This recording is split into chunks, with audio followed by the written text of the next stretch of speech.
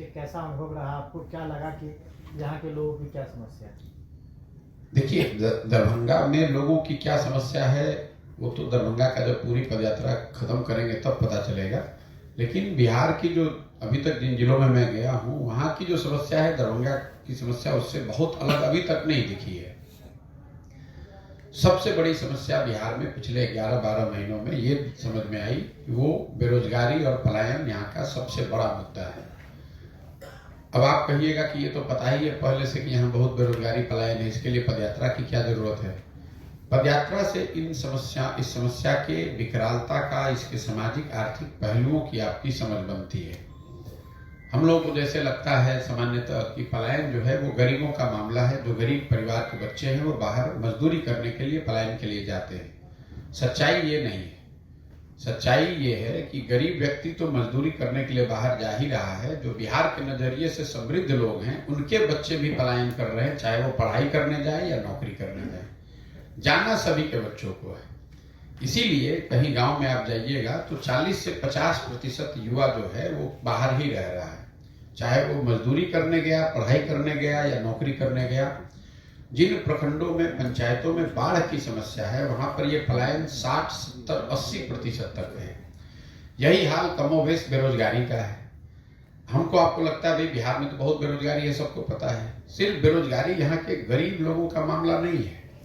जब हम 15 महीने से चल रहे हैं तो जो यहाँ के समृद्ध लोग हैं, जो बड़े किसान हैं, जो व्यवसायी हैं, वो भी अपने बच्चों के रोजगार के लिए उतना ही मारामारी कर रहे हैं, हाथ जोड़ने को तैयार हैं।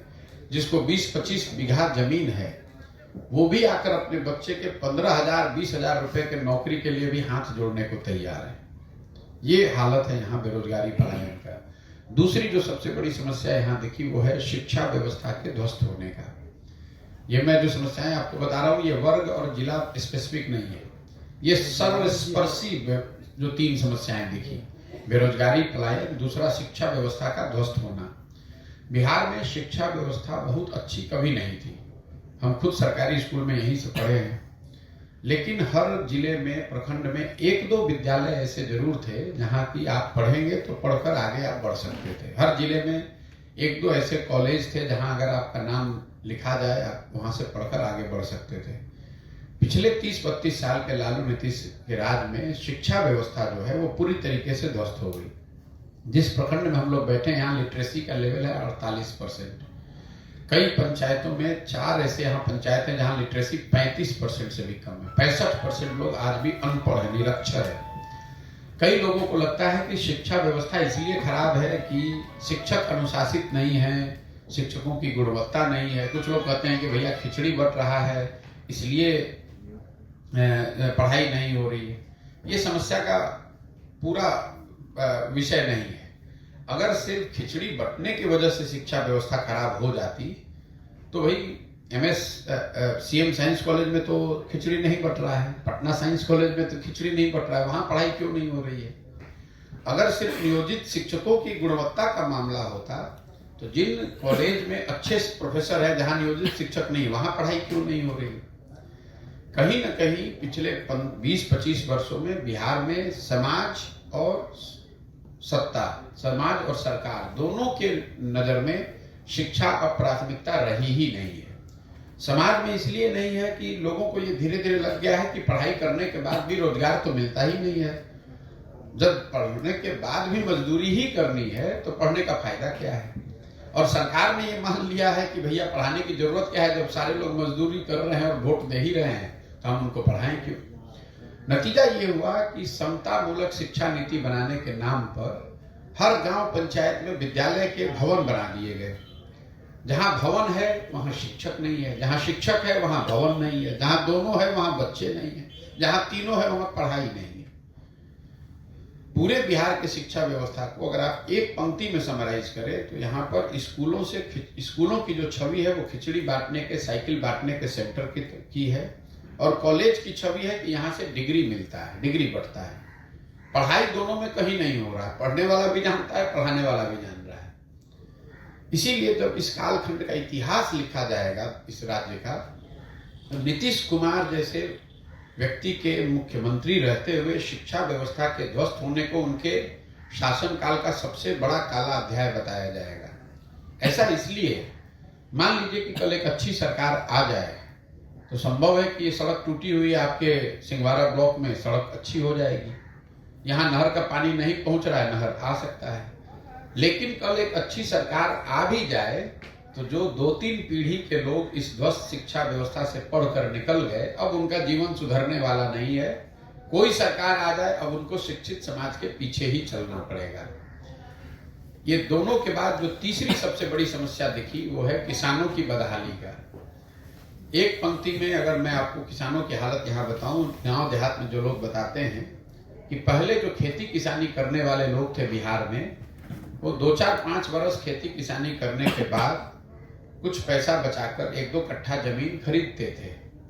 आज हालात ये है किसानों का कि अगर आपके घर में कोई नौकरी नहीं करता है, आपके पास कोई बिजनेस व्यवसाय नहीं है, आपके घर में कोई शादी विवाह लग जाए, कोई बीमार पड़ जाए, तो किसान को 1-2 कट्ठा जमीन बेचे बगैर उपाय नहीं है। और किसानों की बदहाली के यहाँ 3 कारण हैं। पहला कारण ये है कि यहाँ बिहार देश का एकमात्र शायद ऐसा राज्य है, बड़ा राज्य, जहाँ भूमि सुधार को लेकर पिछले 75 साल में कोई काम नहीं किया गया। नतीजा ये हुआ है कि 1/3 से ज्यादा जमीन उसका मालिकाना हक डिस्प्यूटेड है, पता ही नहीं है कि उसका मालिक है कौन। इसीलिए जो आप समस्या देखते हैं कि दाखिल खारिज में कोई 15,000 रुपया ले रहा है, कोई 12,000 रुपया ले रहा है, वो इसलिए कि जमीनों के मालिकाना हक को लेकर कोई क्लैरिटी नहीं है, उसकी कोई व्यवस्था नहीं है। जो नीचे कर्मचारी है और कर्मचारियों के साथ घूमने वाले जो दलाल हैं, जिसको अटर्नी लोग यहाँ कहते हैं, उन्हीं के भरोसे है कि जमीन का मालिक कौन है। दूसरा, 1/3 जमीन तो वैसे बर्बाद हो गई। दूसरा, यहाँ जो जल संसाधन का जो प्रबंधन है, आधी जमीन बिहार में ऐसी है जहाँ बाढ़ आती है या आने की संभावना होती है। इसकी खूब चर्चा भी होती है। कई बार लोग कहते हैं भैया बाढ़ आता है इसलिए यहाँ किसान की हालत खराब है।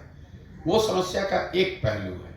50% जमीन में बाढ़ से प्रभाव है, लेकिन जो बाकी बचा 50% जमीन है, उसमें आधी से ज्यादा जमीन या तो सूखे से प्रभावित है या वहां जल जमाव का बड़ा मामला है। मधुबनी, दरभंगा में भी आप देखेंगे कोई ऐसा प्रखंड पंचायत नहीं है जहां 2-4 हजार एकड़ जमीन जल जमाव से नहीं प्रभावित है।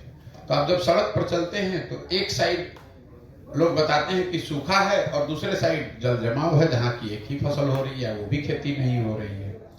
अभी बगल का जिला मधुबनी है, आपके यहाँ भी मखाने की खेती होती है। मधुबनी बिहार का जलकर का सबसे बड़ा जिला है। वहाँ करीब 2,23,000 एकड़ जमीन है पूरे मधुबनी में खेती योग्य। उसमें 31,000 एकड़ जमीन सिर्फ जलकर है, पोखरे तालाब वगैरह। 31,000 एकड़ जो जलकर है, उसमें से 85% तालाब और पोखरे बंद पड़े हुए हैं, उसमें कोई काम नहीं हो रहा है, उसमें कोई उसका कमर्शियल यूटिलाइजेशन नहीं हो रहा है। और तीसरी जो किसानों की सबसे बड़ी समस्या है, जिसकी वजह से किसान यहाँ बदहाल है, वो है फसल के दाम का उचित दाम न मिलना। अभी धान की कटाई हो रही है, 2150 रुपए धान का सरकारी मूल्य है, और आपके जिले में भी लोग 1700-1600 में धान अपना बेच रहे हैं। एक सर्वेक्षण, आर्थिक सर्वेक्षण बताता है कि बिहार में किसानों को फसलों के उचित दाम न मिलने की वजह से हर साल करीब 20,000 करोड़ रुपए का नुकसान होता है। 20,000 करोड़ रुपए का। अब आपको यहाँ बैठ के लगता है कि भाई पंजाब में किसान तो बड़ा धनी है, तो एक पंजाब का मैं आपको आंकड़ा देता हूँ। पिछले 10 वर्ष में पंजाब में 75% गेहूं और 70% से ज्यादा धान सरकारी समर्थन मूल्य पर खरीदा गया है। बिहार में पिछले 10 वर्ष में 13% धान और 1% गेहूं ही सरकारी समर्थन मूल्य पर खरीदा गया है। तो ये जो 3 समस्याएं हैं, बेरोजगारी, पलायन, शिक्षा व्यवस्था का ध्वस्त होना और किसानों की जो बदहाली है, ये ऐसी समस्या है जो हर जिले में, प्रखंड पंचायत, हर जगह, हर वर्ग ने मुझे बताया है। बाकी जो समस्या है वो तो आप जो बताते ही रहते हैं। तो सर, विपक्ष जैसा बोल रहा था मोदी का ग्राफ गिर रहा है, कल जिस तरह का 3 जगह में रिजल्ट आया है, क्या लग रहा है आपको 2024 में मोदी का ग्राफ कहाँ है? आपका आकलन क्या है? भैया, मेरा कोई आकलन नहीं है। मैं इस तरह के वाद विवाद में पढ़ता नहीं हूँ। मैं उन लोगों में से नहीं हूँ जो रोज खड़ा होकर ये बताए कि कौन जीत रहा है, कौन हार रहा है। लेकिन इस बात की मूल जो जड़ है उसको समझिए। मैंने अपने कई साक्षात्कारों में ये बताया है कि भाजपा जिसको आप हराना चाहते हैं, विरोधी जो भी उनके दल हैं, अब किसी को भी अगर आप हराना चाहते हैं तो सबसे पहले आपको समझना है कि उसकी ताकत है क्या। भाजपा को वोट लोग क्यों देते हैं? जब तक आप उसकी ताकत को समझकर उससे बेहतर कोई प्रयास नहीं करेंगे तब तक लोग वोट आपको क्यों देगा। तो जो भाजपा को वोट मिलता है वो मोदी के ग्राफ ऊपर नीचे से नहीं मिलता है। भाजपा को वोट मिलने के 4 कारण हैं। पहला, हिंदुत्व जो उनकी एक विचारधारा है, विचारधारा से जुड़ा हुआ एक बहुत बड़ा वर्ग है जो भाजपा को इसलिए वोट करता है कि उसका भाजपा वाले हिंदुत्व में यकीन है। दूसरा, जो ये नियो राष्ट्रवाद की बात शुरू हो गई है, जो गांव देहात में आप सुनते हैं कि भारत विश्व का गुरु बन गया, पूरे विश्व में भारत की शान मोदी जी ने बढ़ा दी, इतना बड़ा G20 हो गया। ये जो सारी बातें हैं ये राष्ट्रवाद की जो भावना है। पुलवामा का आपने देखा होगा, पुलवामा के नाम पर लोगों ने वोट दे दिया। तो दूसरा जो वजह है, बड़ी वजह है कि राष्ट्रवाद की एक भावना को बढ़ाकर उसके आधार पर लोग भाजपा को वोट मिलता है।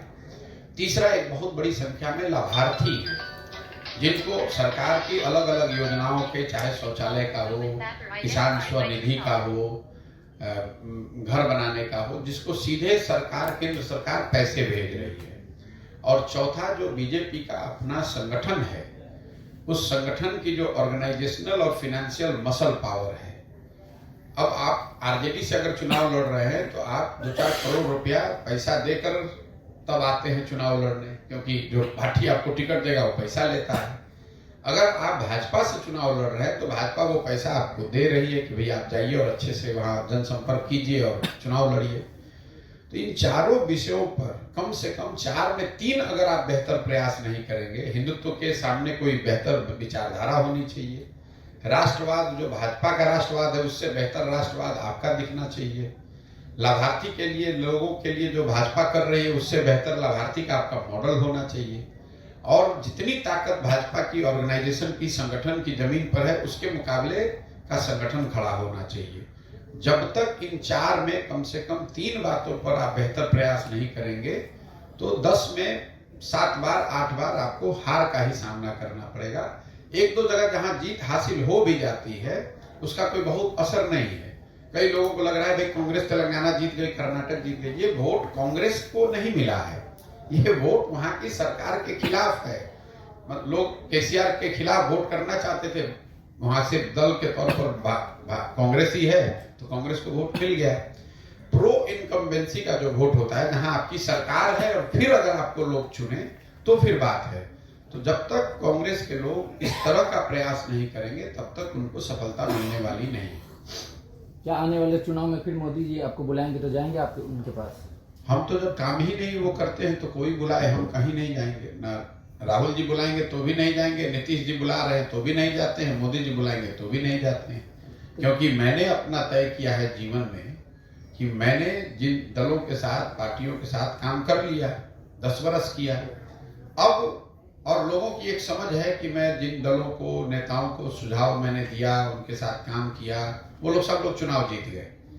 तो मैंने अपने लिए अब तय किया है कि भाई मुझे दल और नेता को सुझाव नहीं देना है, मुझे बिहार की जनता को सुझाव देना है। ये आपको लग रहा है कि पहले प्रशांत किशोर कुछ दूसरा काम करते थे, अब दूसरा करते हैं। हम वही काम कर रहे हैं जो पहले करते थे। पहले दलों को, नेताओं को सुझाव देते थे, उनकी मदद करते थे। अब हम वो काम बिहार की जनता के लिए कर रहे हैं। और मुझे इससे कोई मतलब नहीं है कि भाजपा जीत रही है, कि आरजेडी जीत रहा है, कि कांग्रेस जीत रहा है। कौन जीत रहा है, कौन हार रहा है, ये मेरा विषय नहीं है। मेरा विषय है कि बिहार की जनता जीतनी चाहिए, हमारी स्थिति सुधरनी चाहिए। मोदी जी जीत गए, 10 साल से जीते हुए हैं, तो उससे बिहार से पलायन तो नहीं रुक गया, उससे बिहार की बदहाली तो नहीं खत्म हो गई, बिहार के बच्चों का भला नहीं हुआ। उससे पहले यूपीए की सरकार थी, कांग्रेस की सरकार थी, उससे तो बिहार का कुछ भला नहीं हुआ।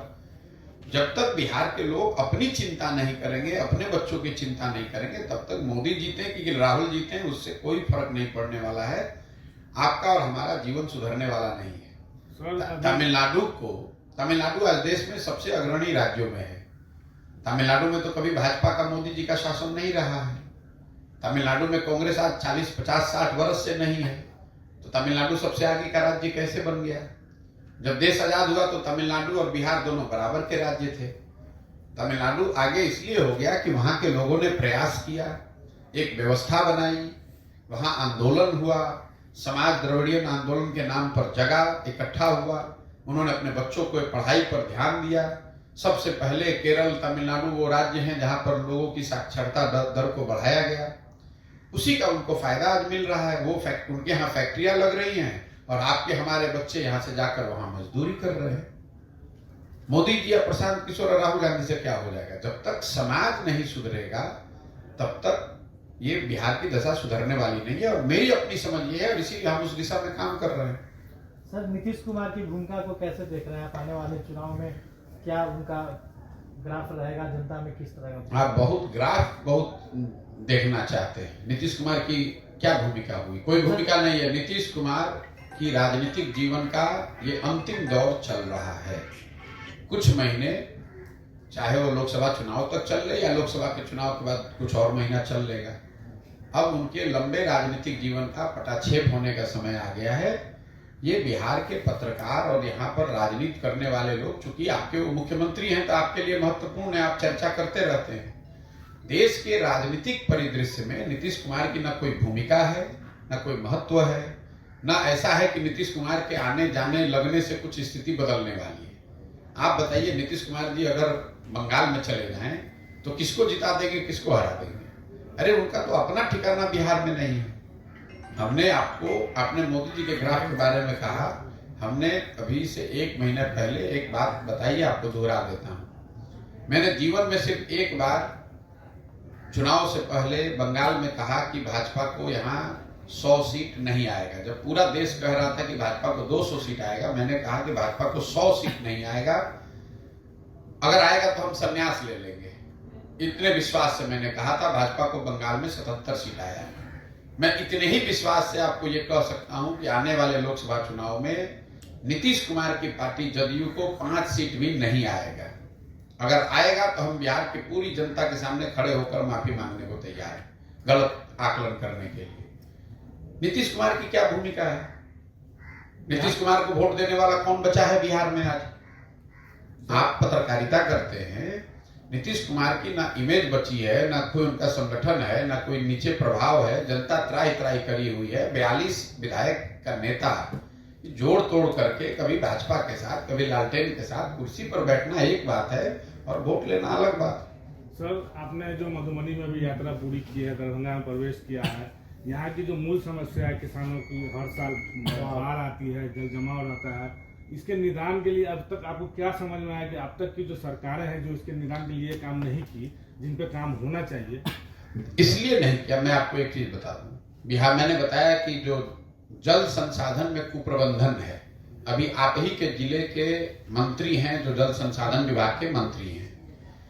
आपने पत्रकार होने के नाते आपको एक जानकारी दे रहा हूं, आप इसको याद रखिएगा। बिहार में चाहे गठबंधन किसी का हो, सरकार किसी की बने, जल संसाधन विभाग जो है वो उसी के पास रहता है जिसका मुख्यमंत्री होता है। क्यों?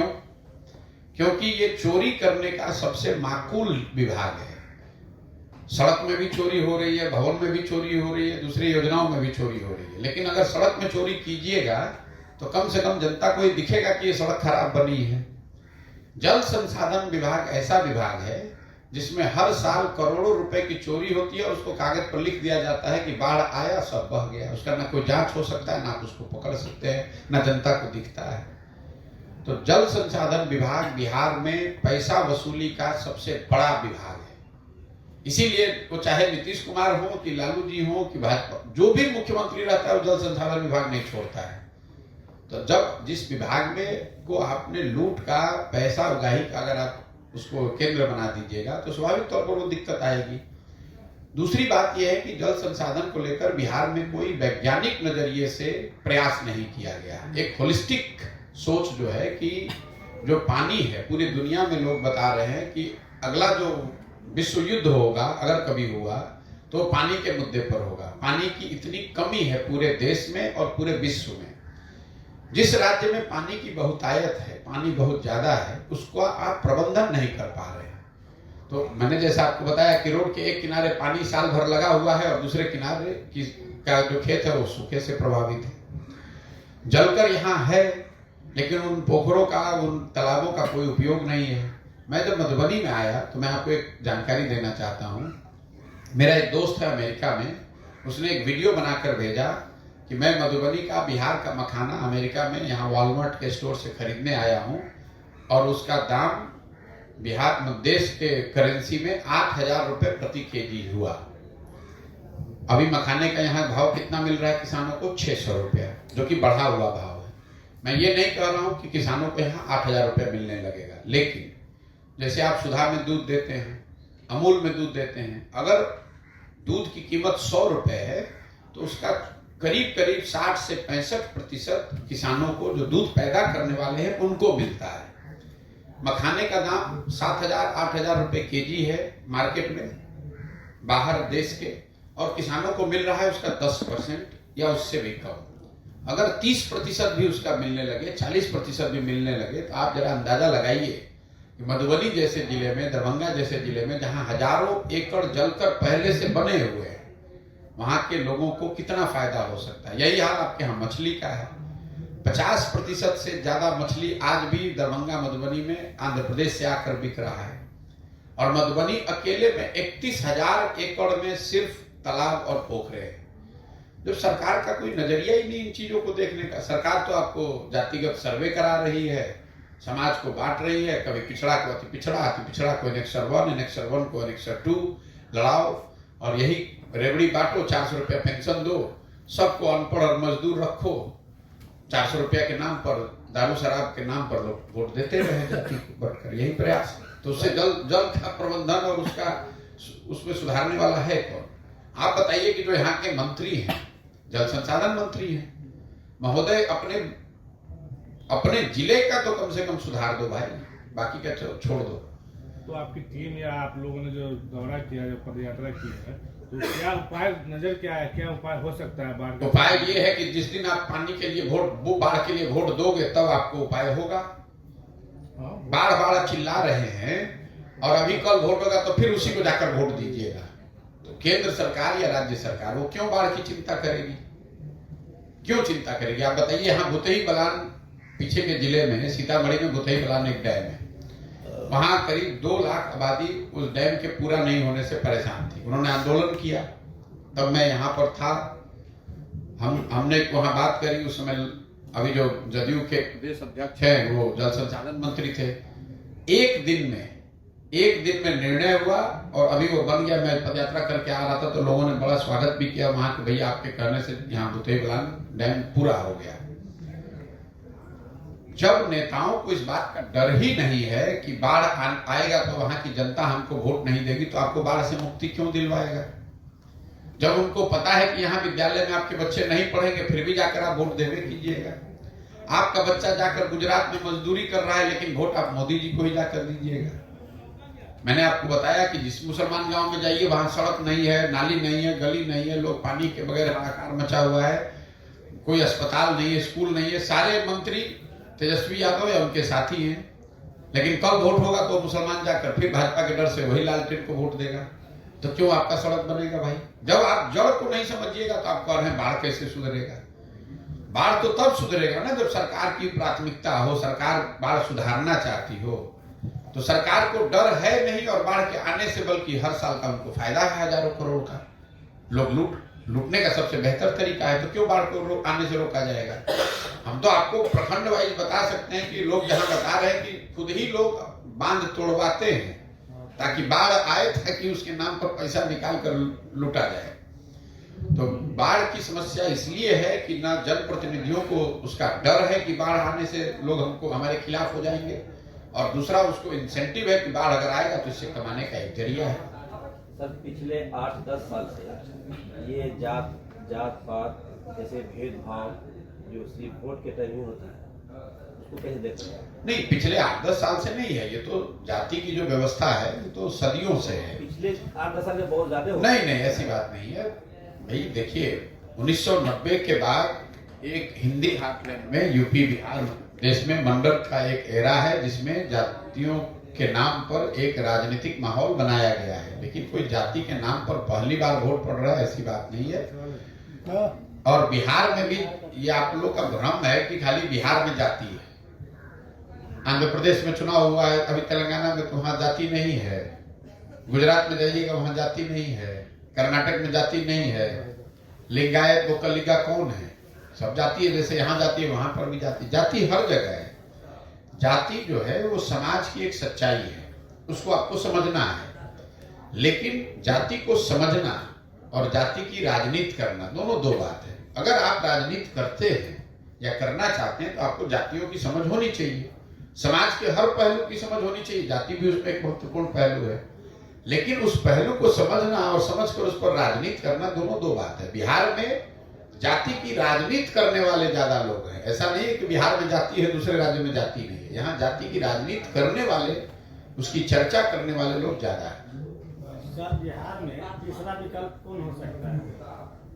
तीसरा विकल्प यहाँ जनता बनाएगी, आप चिंता न करें। मैंने आपको आंकड़ा बताया कि 50% से ज्यादा बिहार के लोग, चाहे वो किसी वर्ग के हो, 50% से ज्यादा बिहार के लोग ऐसा मानते हैं कि बिहार में नया विकल्प बनना चाहिए। आप भी पत्रकारिता करते हैं, आपको भी इसका एहसास होगा। हर आदमी चाह रहा है कुछ नया हो। मोदी जी दिल्ली में है तो ऐसा नहीं है कि बिहार में लोग कह रहे हैं कि मोदी जी आएंगे तो सुधार देंगे। वो समय निकल गया, क्योंकि लोगों ने देख लिया कि मोदी जी के प्रधानमंत्री बनने से बिहार नहीं सुधरा है। बिहार में तो कोई नया विकल्प होना चाहिए। तो जो लोग ये सोच रहे हैं, अब उनकी मजबूरी ये है कि उनके पास व्यवस्था नहीं है, साधन नहीं है, उनको हाथ पकड़ने वाला कोई नहीं, उनको समझाने वाला नहीं है, उनको साथ लेकर चलने वाला नहीं है। जन सुराज के तहत वही प्रयास किया जा रहा है कि अगर समाज में 50 आदमी 100 में ऐसा है जो नया दल, नया विकल्प बनाना चाहता है, तो उन लोगों को एक साथ लाया जाए और उनको लाकर एक व्यवस्था दी जाए कि आप सब लोग मिलकर दल बनाइए और अपने लिए और अपने बच्चों के लिए एक बेहतर व्यवस्था के दिशा में कदम उठाइए। सर 24-25 में कैसा देखने को मिलेगा जनसुराज का? जनसुराज तो अभी दल है नहीं, तो क्या दिखेगा? 25 में आपको जनसुराज दल के तौर पर दिखेगा, पूरी ताकत से लड़ता हुआ दिखेगा। 243 विधानसभा क्षेत्रों में जनसुराज अपने उम्मीदवार के साथ 25 में विधानसभा चुनाव में लड़ता हुआ आपको दिखेगा। सर, बिहार में दारूबंदी को आप किस तरीके से देखते हैं? दारूबंदी को मैं नीतीश कुमार की हठधर्मिता और उनकी अज्ञानता का परिचायक मानता हूं। ये जो दारूबंदी यहाँ लागू की गई है, शराबबंदी के नाम का जो हम लोग बात करते हैं, इसके मैं बिल्कुल विरोध में हूँ। बिहार में एकमात्र आदमी मैं हूं जो कि रोज मंच से ये कहता है, जब भी पूछा जाता है कि बिहार में शराबबंदी हटाया जाना चाहिए। क्यों? 3 इसके वजह है। पहला तो पूरी दुनिया में कोई ऐसा प्रमाण नहीं है कि किसी सभ्यता में, किसी राज्य में, किसी देश में शराबबंदी के जरिए आर्थिक सामाजिक विकास का रास्ता खोला गया। हम ही लोग सबसे ज्यादा होशियार हैं, हम लोग दुनिया में सबसे गरीब और पिछड़े हैं, और हम ही लोग को सबसे ज्यादा ज्ञान है। अगर शराबबंदी से ही लोगों की समाज का भला होना होता तो दुनिया में इतने देश हैं, सबों ने शराबबंदी लागू कर दिया होता। तो पहली बात है कि पूरी दुनिया में इसका कोई प्रमाण नहीं है कि शराबबंदी के जरिए आप सामाजिक आर्थिक विकास का रास्ता खोल सकते हैं। दूसरा, जो गांधी जी की बात है कि गांधी जी चाहते थे शराबबंदी लागू हो, ऐसा नीतीश कुमार या उनके साथी दावा करते हैं। बिल्कुल झूठ, सरासर झूठ। ये लोग मतलब बिना पढ़े लिखे अज्ञानी लोग। मैं रोज कैमरे पर चुनौती दे रहा हूं, आपको भी बोल दे रहा हूं, नीतीश कुमार या उनके जितने साथी हैं जो शराबबंदी के पक्ष में हैं गांधी के नाम पर, वो मुझे गांधी जी का वो पंक्ति दिखा दें जहां गांधी जी ने ये लिखा है कि शराबबंदी के लिए सरकार को कानून बनाना चाहिए। गांधी जी ने शराबबंदी की बात सामाजिक प्रयास के तौर पर कही है।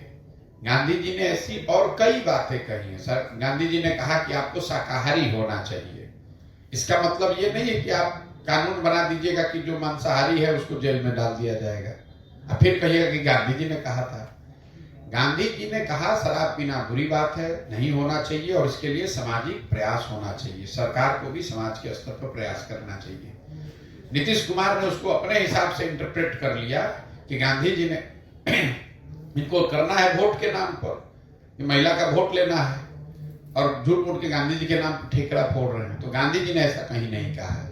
और तीसरी बात कि अगर शराबबंदी आपको लागू करने की अगर बात एक बार को 1 मिनट को मान भी लें कि इसका कोई फायदा है, तो शराबबंदी लागू है कहाँ? शराबबंदी के नाम पर शराब के दुकान बंद हो गए, होम डिलीवरी चालू हो गया। इस गरीब राज्य का हर साल 15 से 20 हजार करोड़ रुपया का राजस्व का नुकसान हो रहा है, जो पैसा यहाँ के रोजगार और शिक्षा और बेहतर इंफ्रास्ट्रक्चर के लिए खर्च हो सकता था। और ये पैसा जा कहाँ रहा है? ये पैसा जा रहा है भ्रष्ट जो शराब माफिया है और जो अफसर हैं नीतीश कुमार के, उनके जेब में। हर गांव में 8, 10, 15, 20 बच्चे ऐसे हैं जो शराब के अवैध कारोबार में लग गए, उनसे क्राइम बढ़ा, कानून व्यवस्था बिगड़ी। कोई ऐसा गांव पंचायत नहीं है जहां आज गांजा स्मैक का धंधा नहीं हो रहा। नेपाल से बॉर्डर पे, अभी मैं कल यहाँ के एक बड़े कस्टम अधिकारी से बात कर रहा था, वो बता रहे थे कि नेपाल से आने वाला जो नारकोटिक्स है उसमें कई 100 गुना का इजाफा पिछले 5-6 वर्षों में हो गया है। तो आपका, और अंत में आपने इसको किया महिलाओं के लिए, तो सबसे ज्यादा प्रताड़ित भी तो महिलाएं ही हैं। शराबबंदी जब से लागू किया गया तब से लेकर अभी तक करीब 6,37,000 के आसपास, 6.5 लाख लोगों पर शराबबंदी कानून के तहत केस किया गया है। उसमें करीब 1.25 लाख लोग ऐसे हैं जो आज भी जेल और अदालतों का चक्कर काट रहे हैं। जो लोग पकड़ा गया वो ज्यादातर गरीब और वंचित समाज के लोग हैं। एक बार आपको पकड़ लिया तो आपके घर की महिला थाने में, वकील के हाथ, अदालत में चक्कर लगा रही है। जो उसके पास 2-4 रुपया था वो भी बेच बाच के केस में चला गया। तो भाई, ना इसका दुनिया में कोई प्रमाण है, ना हम लोग के आइडियल गांधी जी ने इसके पक्ष की कोई बात कही, ऐसी कोई बात कही है, ना आप इसको जमीन पर लागू कर पा रहे हैं। और यहाँ के युवाओं का, समाज का, राज्य का इतना बड़ा नुकसान हो रहा है, तो किस नजरिए से शराबबंदी लागू होना चाहिए? कोई एक इसके पक्ष की बात बता दीजिए। सरकार कहती है कि इससे डोमेस्टिक वायलेंस कम हो गया। नीतीश कुमार जैसा आदमी कुछ भी आंकड़ा दे देता। बिहार में तो मुसीबत ये है कि यहाँ अनपढ़ को ही हम लोग सबसे बढ़िया होशियार मानते हैं। जो नेता है शर्ट के ऊपर गंजी पहन ले, उसको आप और हम कहते हैं यही जमीनी नेता बढ़िया है। नीतीश कुमार ऐसा आदमी विधानसभा में खड़ा होकर कहता है कि इससे डोमेस्टिक वायलेंस कम हो गया। ये नहीं बताता कि ये किसने अध्ययन किया है कि डोमेस्टिक वायलेंस कम हो गया। आंकड़ा जारी कीजिए, हम लोग भी देखना चाहते हैं। किस संस्था ने ये सर्वे किया, किसने ये बताया कि डोमेस्टिक वायलेंस कम हो गया? महिलाओं के एम्पावरमेंट के जितने इंडिकेटर्स हैं वो जारी करके बताइए कि शराबबंदी से महिलाओं का एम्पावरमेंट बढ़ गया है यहाँ। तो फर्जी बात करने वाले लोग हैं। ठीक है भैया, बहुत बहुत धन्यवाद।